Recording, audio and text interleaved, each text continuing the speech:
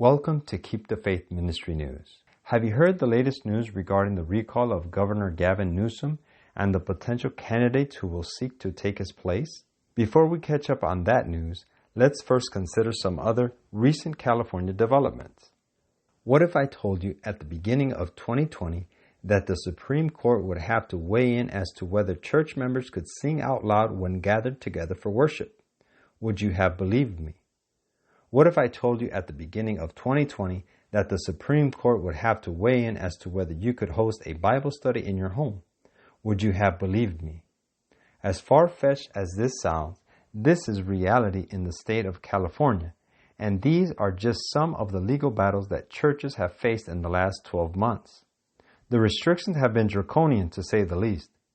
And remember that the prohibition of home Bible studies was in place at the same time that stores were open for business and restaurants were allowed to operate with limited seating capacity. In any case, many Californians have reached the breaking point with Governor Newsom, leading to the vote to recall the governor and hold new elections. As stated succinctly in the Washington Post, quote, "The state is broke. Ignore the budget and examine the vast amount of unfunded pension liabilities and dysfunctional, a captive of massively financed and brass-knuckled public employee unions.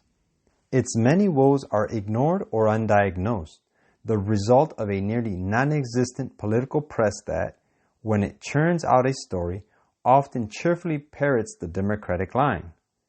May I remind you that this was the assessment of the Post, not some right-wing news outlet?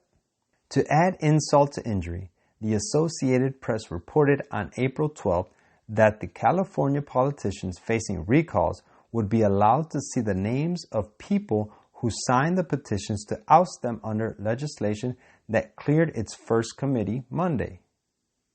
Seriously? Does this not infringe on voter privacy? Who then are some of the political candidates who might seek to replace the governor? One of the first major names mentioned was Caitlyn Jenner, formerly known as Bruce Jenner, formerly regarded as one of our greatest Olympic male athletes and known as the father of some of the Kardashian-Jenner clan. Ironically, Jenner has stated that he encounters more issues in Hollywood being conservative than being transgender. Welcome to our upside-down world. Another name being floated is Richard Grenell, a friend of former President Trump who served as an ambassador and briefly served in the cabinet. Grenell also is openly and proudly gay. So one potential candidate is a male to female transgender conservative, and another potential candidate is an openly gay conservative. For thoughts on the meaning of conservative, check out our 5-minute animated video. It's true that there are other traditional names, including former Republican San Diego Mayor Kevin Faulconer and former Republican Representative Doug Ose, who have declared their intent to be on the ballot along with perennial candidate John Cox. But hey, this is California, so there is surely more madness to come. Not to disappoint, Fox News reports that, quote, "A former porn star is throwing her hat in the ring for California Governor Gavin Newsom's job." Mary Carey announced this week she's running for California governor as the former adult actress joins a crowded field of candidates looking to replace Newsom, a Democrat, in the event the recall effort triggers a special election this year, according to reports this week. The star of films like Dirty Angels, Welcome to Los Angeles, previously ran in 2003 when California Republicans successfully helped to recall Democrat Governor Gary Davis. Admittedly, her 2003 was just a publicity stunt, but not now. Perish the thought. She is running as a serious candidate.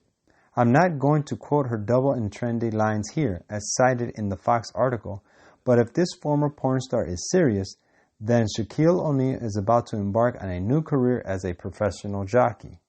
So here are some of your potential candidates for the next governor of California: a male to female transgender celebrity, an out and proud gay man, and a former porn star. And remember not to sing when you gather in church. That's just too controversial and dangerous. Of course, I realize that I am comparing apples and baseballs here when I talk about the misguided COVID-19 restrictions side by side with potential gubernatorial candidates. And I understand that these potential candidates are multifaceted human beings who are more than trans or gay or porn identified. It's even possible that some of them, not likely the porn star, could have some good ideas for California. I'm just stepping back for a moment to look at California's upside-down world, and I'm not making this up. Is the whole state of California becoming like Sodom? Quote, "As men multiplied upon the earth after the flood, they again forgot God and corrupted their ways before Him. Intemperance in every form increased until almost the whole world was given up to its sway. Entire cities have been swept away from the face of the earth because of the debasing crimes and revolting iniquity that made them a blot upon the fair fields of God's created works. The gratification of unnatural appetite led to the sins that caused the destruction of Sodom and Gomorrah. God ascribes the fall of Babylon to her gluttony and drunkenness. Indulgence of appetite and passion was the foundation of all their sins." Christian Temperance and Bible Hygiene, page 43. This is Keep the Faith Ministry News. Thank you for watching.